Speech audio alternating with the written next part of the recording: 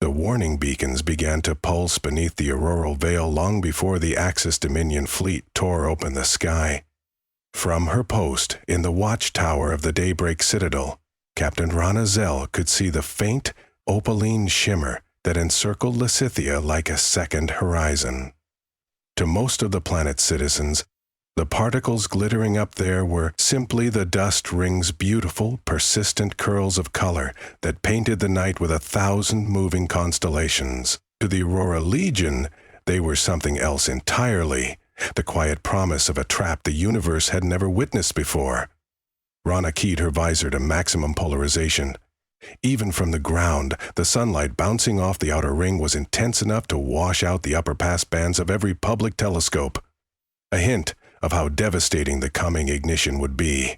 Through encrypted channels, the Legion's commanders spoke in measured staccato, confirming the final alignment of orbital mirrors, synchronizing the charges hidden in that dust. They were calm, almost detached, as if synchronizing an elaborate fireworks display instead of an act of planetary desperation. Rana felt her heartbeat match their cadence. It had taken 7 standard years to seed Lysithea's orbit. Mining drones harvested icy tails of wandering comets, macerated them into micro-shards of silicates, and infused each particle with a lattice of mylar and nanocrystal flecks. When the project began, critics laughed at the idea. Clouds of dust as a line of defense against cruisers plated in iridium? But visionaries like engineer Ivor Archon argued that most commanders relied on sensors first and eyes second. Blind the sensors, blind the eyes, and the most fearsome armada would stumble like a child in a snowstorm. Now the storm was almost ready to break. High above, Dominion flagship Ruin of Ages slipped out of fold space, its hull groaning as it displaced the ether with brutal momentum. Sensors on Lysithea's moons tracked 7 dreadnoughts, 24 escorts, and a swarm of fighter lances. Intelligence suggested the Dominion sought quick capitulation. They preferred their battles, neat hypersonic strikes on orbital yards, capitulation treaties signed as cities still burned. They had no reason to suspect that the Emerald Planet before them was anything more than an underdefended frontier jewel. On the bridge of the Ruin, Commander Tyriad Hulk surveyed the system with proprietary disdain. Lysithea's pale seas looked tranquil, its continents suffused with dreamy green, an agricultural world perfect for annexation. Readings were perfect, almost too perfect. Mass signatures of defense platforms were oddly muted, and the planet's magnetosphere shimmered with unnatural regularity. But official doctrine labeled the Aurora Legion as romantics, dabblers in mysticism. Hulk dismissed concerns as sensor ghosts. He ordered the formation to break into 3 prongs. Standard Dominion textbook, 1 to pin the planetary militia, 1 to neutralize the orbital foundries, the last to blockade escape lanes, a routine afternoon's conquest. When the comms chorus confirmed velocity burn, Hulk permitted himself a satisfied breath, oblivious to the Legionnaires waiting in silence below. At Daybreak Citadel, Rana listened to the invaders maneuvering thrusters through passive gravimetric arrays. No need for active radar, the enemy announced its presence with every arrogant torch of ion fire. She envisioned their bridge crew leaning forward, unaware that each new kilometer cut their survival odds by half. At the appointed second, Strategos Velas sent the single code word: dawn. Orbital mirrors flowered open like argent petals. Focused sunlight, amplified to murderous brilliance, lanced into the innermost ring of dust. Each particle contained a sliver of pyrophoric alloy. When the beam struck, millions of flecks flared white-hot, then cooled to mirror polish almost instantly. What had been a diffuse belt of sparkle coalesced into a contiguous gyrating band of pure reflection. To observers on Lysithea's surface, the sky ignited. Day turned into a kaleidoscope. Shadows warped, lengthened, vanished. Children in coastal towns gasped as 2 suns rose where one had been, painting the ocean with slabs of molten silver. But everyone had been warned. Shuttered windows slammed shut, and a global hush cloaked the populace. Only the Legion dared to look directly at what they had wrought. In high orbit, the Dominion Armada was suddenly adrift in a labyrinth of light. The first symptom was the sensors. Every LiDAR ping bounced straight back like a fist hitting a wall of mirrors. Temperature arrays screamed false readings, proximity algorithms spasmed, targeting reticles slid like mercury across heads-up displays. Within seconds, the Invaders' optical cores overheated, shutting down to prevent melt. The backups offered nothing but swirling halos of rainbow static. Hawk grabbed a railing as the ruin shuddered, its automated systems attempting to reorient based on contradictory data. "Switch to manual," he barked, forgetting that his officers could see no more than he could. Outside the panoramic viewport, the once serene void had become an incandescent maelstrom. Every speck of dust eked no larger than a grain of sand, caught in ricocheted sunlight in random directions. It was like flying through the heart of a photonic storm. The Dominion formation lost cohesion in less than a minute. Two escorts clipped one another, their ablative fins shearing off like paper. A third, thinking itself safely distant, veered straight into the gravitational edge of Lysithia's tiny retrograde moon and disintegrated. Hulk's voice flared across emergency channels, ordering retreat to a high perch above the rings. But the spatial map might as well have been a child's drawing now. Pilots flew blind, some frying their own ocular nerves as they tried to rely on unfiltered sight. Down on the planet, Rana gave the second order. Aurora wings launch. Legion strike craft, painted obsidian and coated in Polaris mesh to absorb stray beams, burst from hidden craters. They climbed through the storm like nightingales ascending a bonfire, their onboard optics tuned to narrow radio frequencies that slipped harmlessly past the reflective barrage. To the Dominion, these ships were invisible wraiths slipping between blades of light. Rana's own fighter hummed around her, its cockpit a womb of cool darkness. She threaded through glistening corridors where a single misjudged angle would sear her hull to slag. Yet she felt no fear, only a fierce clarity. Each shard of glittering dust had been placed according to simulations she'd run, until her eyes bled. This was her battlefield, not Hulk's. She caught her first target by sound more than sight, a Dominion Pilothont frigate, engines coughing as its processors rebooted. With a flick, she armed a pair of magnet-laced harpoons. The projectiles punched through the frigate's aft plating, embedding themselves before detonating into electromag toroids. The enemy ship's drive core froze mid-secle, leaving the vessel to tumble like a wounded whale, drifting harmlessly into the higher ring, where reflected rays carved glowing scars across its hull. All across the sink of brightness, similar executions unfolded. Escort cannons, unable to lock, fired blindly and struck comrades. In the confusion, the Aurora wings danced, leaving moments of silent destruction. A fuel cell venting sapphire vapor, a gun battery blooming into orchid flame. The dust rings whirled on, indifferent, each glint a rotating knife edge.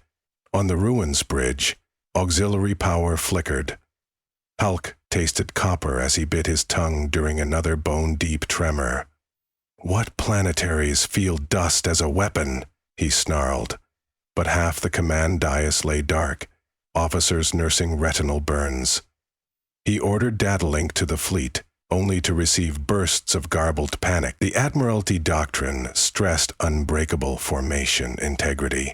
It had never contemplated a battlefield where line of sight itself was treachery. Hulk made a choice born of desperation: drop below the rings into the upper ionosphere, using the planet's bulk to shield from the glare.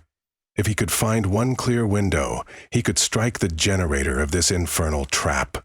But as the ruin knifed downward, its broadside battered by radiant heat, the Legion anticipated him. Rana's flight vector intersected the dreadnought's descent path perfectly. She toggled comms to open broadcast. "Commander Hulk of the Axis Dominion," she said, voice low but resonant in dozens of enemy cockpits simultaneously. "Welcome to Lysithia. We hope our light finds you illuminating." Static answered, and then Hulk's ragged growl. "Barbaric tricks will not stay our claim. Your planet will kneel." "You're already kneeling," she replied, and cut the channel. The engagement that followed would be studied in war colleges for generations. A single dreadnought, 5 kilometers of alloy and anger, faced a pack of 20 Legion fighters weighing less than its internal conduit pipes. Yet the ruin was blind and wounded, and its gunnery crews found themselves firing upon their own reflections in the dust. Rana's fighters exploited every blind arc, peeling plating away and streamer-thin ribbons, slicing life support umbilicals, scuttling antennae. Every hit was surgical, calculated to humiliate rather than annihilate. Still, the dreadnought refused to fall. Its mass alone hammered through the lower reaches, bleeding atmosphere and iridescent contrails. At last, Hulk initiated his last resort, open the ventral missile bays, and saturate the planet beneath. Even inaccurate fire would sow terror.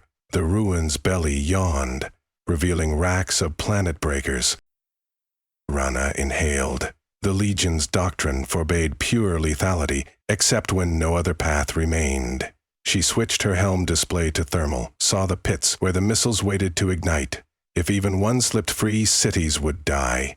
She keyed her side thrusters, diving so close that her cockpit shook from turbulence. One pass, one impossibly narrow corridor through radiant shards would bring her under the ruin's keel. She spoke to her ship like a lover. Just as now. Through a vortex of white fire she plunged, reading the reflections as if they were second language. Updrafts of photon pressure slapped the hull. Alarms squealed, turned mute, then died. She emerged beneath the dreadnought at lethal proximity. Using manual aim, she fired her last 2 harpoons directly into the exposed missile racks. The electromagnetic coils inside the harpoons detonated, not explosively, but with a snap that welded bay doors shut by overloading their hydraulic locks. A crude fix, but sufficient. The planet breakers stayed caged. The ruin lurched, momentum spent, and with agonizing slowness began to flop starboard. Hurry lights flickered, emergency venting jetted from every deck, yet the massive vessel remained intact. Rana pulled back, air bladders in her suit straining against G-forces, watching to ensure the dreadnought wouldn't slam uncontrolled into the musphere. It settled into a crippled orbit, haloed by shards of its own hull, reflecting the dust's furious twinkle. Word rippled. The Dominion commander had called for cessation. Rana's comms lit with Strategos Vella's calm acknowledgement. Our wings! Cease kinetic assault. Move to shepherd salvage and render medical aid where requested. The rings remain active until further notice. The battle, if it could still be called that, was over. Hours later, in the shade of a darkened hangar deep within the Citadel, Rana met Tyrion Hulk face to face.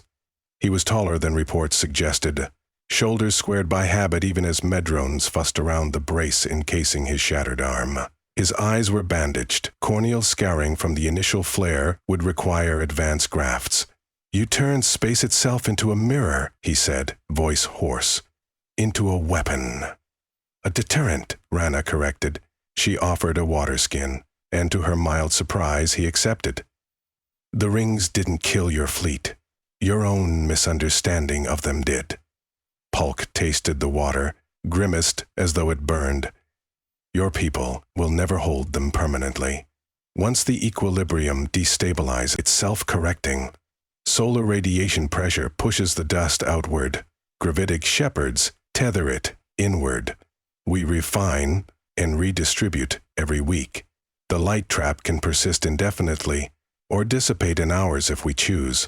That, Control Commander, is what you failed to account for. He said nothing, but his fingers tightened on the flask. Rana continued, gentler now. We studied Dominion battle manuals. You depend on first strike intimidation. We denied you that comfort. Had you opened dialogue instead of warp cannons, the rings would have stayed diffused, their beauty unmarred, your ships unharmed. Victory by humiliation, he said, a note of reluctant respect threading the bitterness. An elegant cruelty. Cruelty would have been letting your vessels incinerate, she countered. We blinded you for an hour. Eyes heel, Commander. He turned his bandaged head toward a sound, the distant susurrus of nighttime wind outside the hangar doors. So, What now? You parade us through your capital? Trade us for concessions? Rana folded her arms. You will be returned to your people once guarantors sign a pact recognizing Scifian autonomy. The alternative is obvious. Your superiors know they can't fight what they can't see, and if they build sensors immune to glare, they will discover it's not the glare that breaks the assault, she said, stepping closer. It's the assumption that the universe is empty until conquered. We simply held up a mirror. The light you saw was your own ambition refracted. For the first time, Palk's posture slumped. The legionnaires escorting him shared a glance. One of them, a medic, murmured consolations as she adjusted his sling. Outside, the dust rings shed their midday intensity, settling into a softer glow of dusk. Their luminescence scattered across the ocean, casting long beams that danced with the tides. In the weeks that followed, Axis envoys arrived under white flags, guided through pre-cleared corridors below the rings. Negotiations were curt. The Dominion was a serpent nursing bruised pride, but it recognized when fangs had snapped upon stone. They withdrew, leaving behind salvage rights to their wrecks in exchange for safe passage. Scythia's citizens gathered on balconies and clifftops each night to watch the ring's performance. No longer fearful, but proud of the Aurora that bore their name. Some within the Legion argued the trap should be dismantled. It was too much power, too potent a symbol of defiance, and might invite a coalition of frightened empires to attempt a second, united strike. Others believed keeping the rings kindled was a reminder that small worlds need not bow to titans. The debate spilled into cafes and senate halls, into off-duty mess decks and children's classrooms. Entire philosophies blossomed around the ethics of weaponized beauty. Rana herself avoided those arguments. She spent long evenings above the stratosphere, piloting a maintenance skiff through the glittering lattice. Her polarized visor set to a filter so subtle, the rings looked like drifting snow. She would reach out, never quite touching, and feel, rather than see, the hum of photons ricocheting through space. The dust sang in radio frequencies, a quiet chorus of pinging crystals. It reminded her that every grain was a fragment of a comet older than recorded history, now enlisted in guard of a single spin of green and blue beneath. During one such patrol, she received an encrypted ping. Engineer Ivor Archon, now hailed as savior of Scifi, requested her presence in the orbital foundry. There, amid scaffolds and holographic designs, he laid out his newest project, microlenses embedded within the dust grains, capable of harmonic tuning. With a simple frequency change, the rings could shift from blinding white to any color across the spectrum, even project patterns, warnings, greetings, perhaps art visible from half a system away. Peace is held best by communication, pushing a floating schematic toward her. The rings can teach as well as defend, show travelers that light can guide, not merely scald. Rana traced a finger through the holo, imagining an orbit aglow with welcoming spirals rather than weaponized glare, a beacon for curiosity instead of conquest. She thought of Alk, somewhere in Dominion space, eyes recovering, recounting to his superiors a battlefield that doubled his masterpiece. Maybe the tale would sow questions where orders once ruled. Let's tune them, she said at last. So the Aurora Legion kept vigil, but the nature of that vigil evolved. The rings still harbored their lethal secret, yet most days they shimmered in soft cascades, lavender at dawn, rose gold at dusk, painting invitations across the vacuum. Travelers approaching Scifi slowed, broadcasting salutations, requesting escort through the luminous maze. Pilots spoke of the planet as a place where light itself was alive, where mirrors told stories and stars took on earthly hues. Generations later, when the Axis Dominion finally collapsed under the weight of its own rigid dogma, scholars traced the first fissure back to a single failed invasion, the day a fleet met itself in a blinding mirror and recoiled. They wrote that greatness is not measured by how many worlds one conquers, but by the wisdom to look upon one's own reflection and change. And on Scifi, children still climbed ridgetops to watch the dust rings flare brilliant at festival time, their parents telling them about Captain Rana Zell, the engineer who painted orbits, and the night the sky fought back with nothing but its own reflection. When the light washed over their upturned faces, they did not flinch. They understood that the brightest weapons are wielded best by steady hands, and that even the fiercest glare can become a guide when compassion aligns the mirror.